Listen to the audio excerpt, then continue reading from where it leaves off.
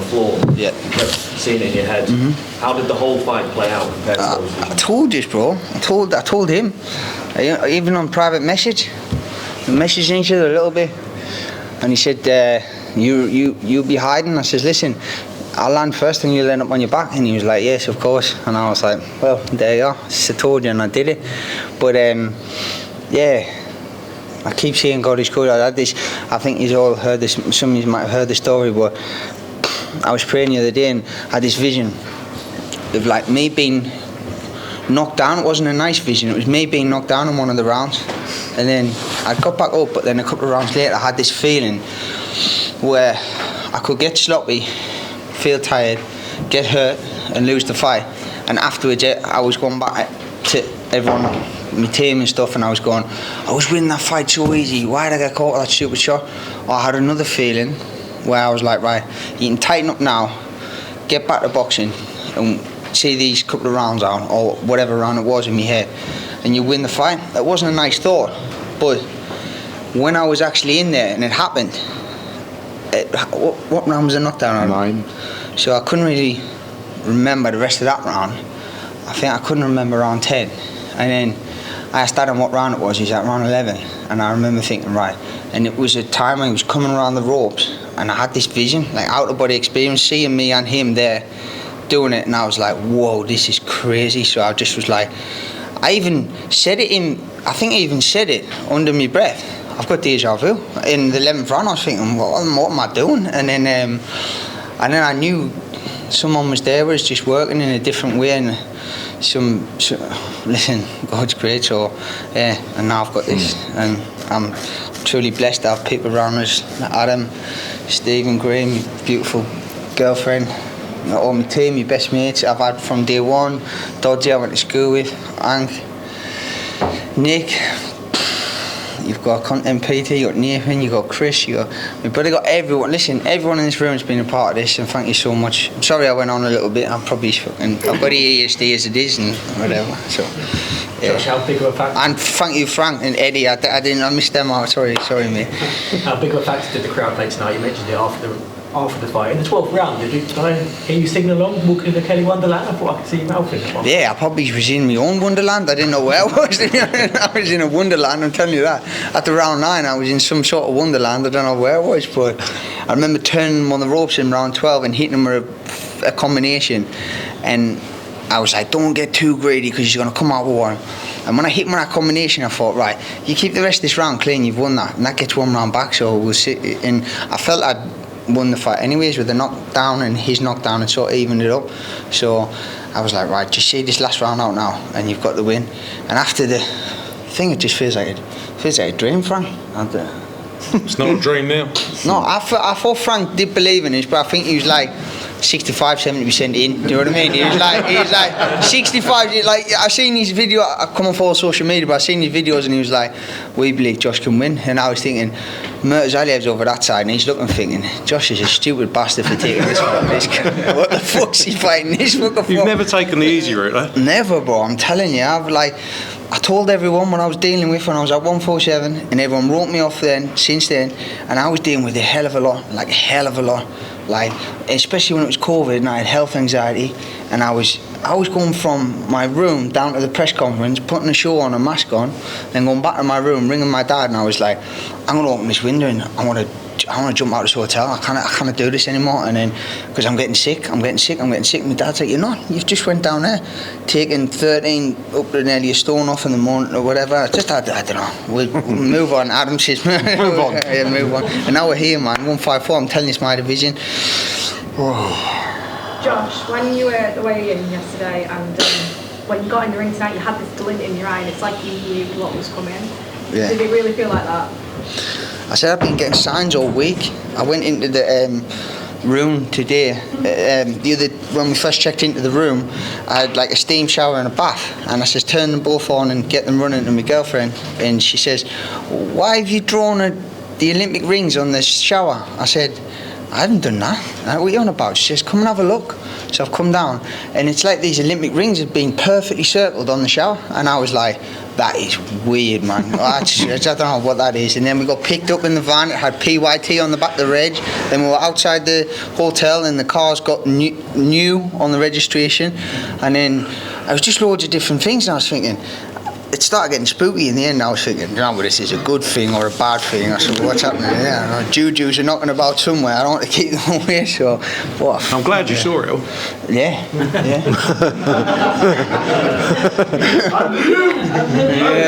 Come on. Josh, what's it like to put that Avanesyan fight to bed? I know we don't mention that anymore with this win. You just did. Oh, man. It's the last time. Yeah. I put it to bed a long time ago. It's just all you fucking stupid bastards keep mentioning. Every fucking interview is like, I'm thinking, fucking when's he's going to leave us? But hopefully, whatever it's done, you know what I mean? I showed that I'm not weight drained, I showed that I'm healthy, I showed that I'm happy.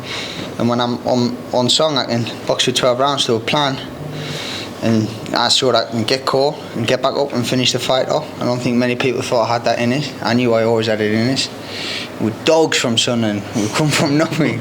So yeah, it's just a message to everyone out there, man. There's the kids who's coming from nothing, thinking they're grinding for nothing. When you listen, you've got the opportunity, take it, keep going, and believe in yourself even when everyone thinks you're crazy. Keep talking it. Everyone thought I was crazy this week, especially Murtazaliev. He must have been thinking, this guy's fucking chatting shit. And I was like, yeah, I know I am. And then I fucking went in and I did what I did. So yeah, God's good, man. Josh, can we talk about the game plan that you put together then? We obviously saw it planned in the ring, but is that something that you looked at Murtazaliev and you thought, yeah, there is a way to get to him. These people are ducking him, but we know we've got a way around it.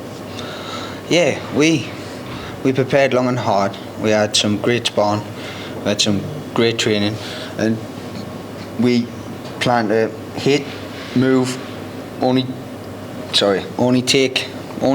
punch when I'm ready to punch, only punch in safe positions, punch when I got this ring behind us, different things like this, and it worked out. And yeah, he did punch hard. It wasn't like a crazy power when I was feeling it on my gloves, but it's a shot you don't see coming that catches you, and that's a shot what caught me. His shot what caught him also. Well, it was a couple of shots what I've hurt him with also, which he didn't go down off. Tough guy, man.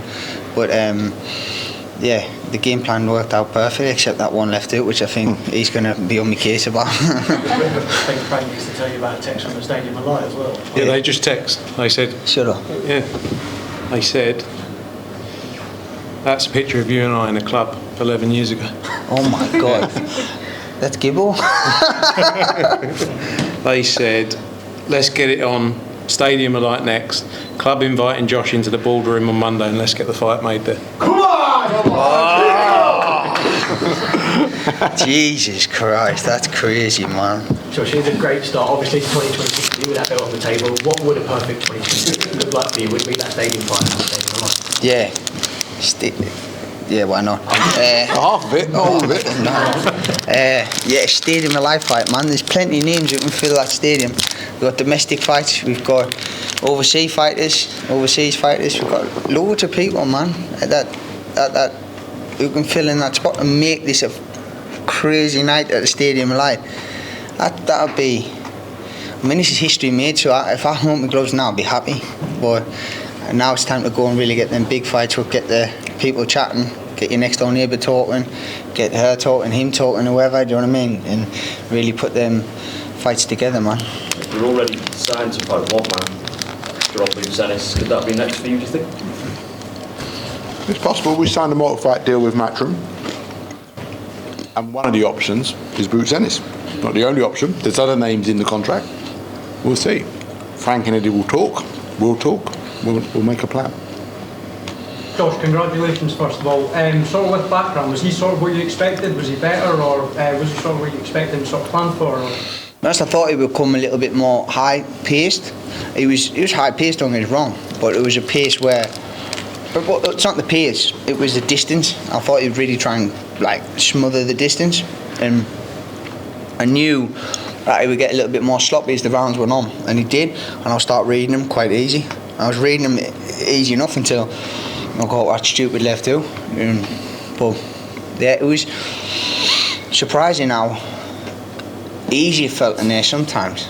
To be honest, it was weird. I was like, this is too easy for this guy, man. He's supposed to be a killer, but I just did me. And when I'm on peak and when I'm performing at my best and using everything I've got, I'm a hard knife for anyone. I told them this. They didn't listen. Now I've got a double decker and a world title in front of me. Just really quickly on that knockdown, how important was it, to have somebody like Adam Booth that always in your corner, with something like that happening? Yeah. I remember going through this with Steve, one of the guys I work with. If you get knocked down, what happens? I was right, take a breath, get up at 7, look at Adam. So, how long was left in the round? Long enough. A minute and a half. Long enough. Yeah. I remember thinking, I'm reading all his shots. I just don't want to go low and get caught with a silly one coming up because it could just knock you out. Exactly what he did. Not after that. Oh. I must just say as well, without like Adam throughout it all is the one person, I'm not saying other people, but has always believed in Josh. Like every time you speak to Adam, has always been behind Josh and believed every step of the way. And they deserve, like Josh deserves all the credit in the world, but Adam does as well, because he's always been the person pushing for Josh in every way possible.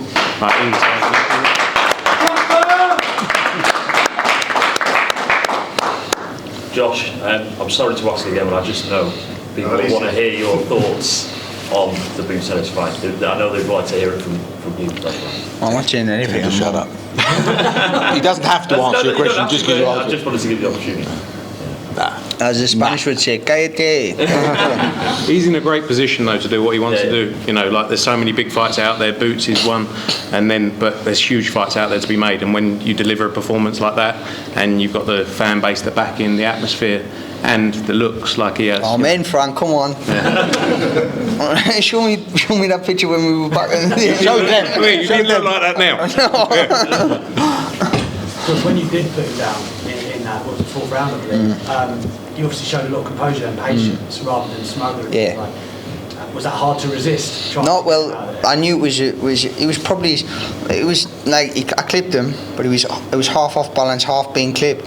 So I knew he weren't fully hurt. So I thought I'm going to be stupid just to go out there, and because he sort of gave me the nod like. And I just give him the nod like, well, I fucking know, I'm experienced enough to know I'm not going to jump on you now, So I was like, it's all right, I'll just put that one in my back pocket and keep it moving. So that's what I did. You were getting a lot of success with the left as well, weren't you?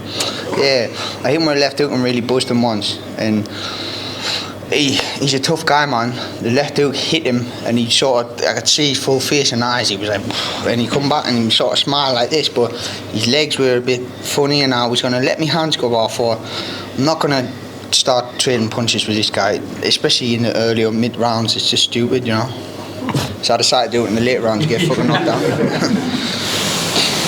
Last couple of questions. Josh, I asked you earlier in the week, now that you're a boxing world champion, is it really important the paddle rematch on with Adam?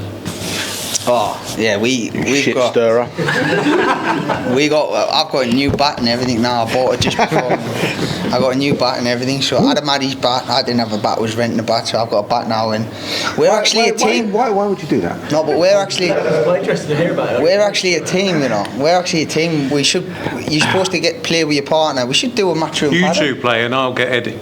Because Eddie's useless and, I'd love to beat Eddie around the paddle court. Big shout out to Simon Jordan, who got his arse whipped on the paddle court the other week as well. Thank you for that, Simon.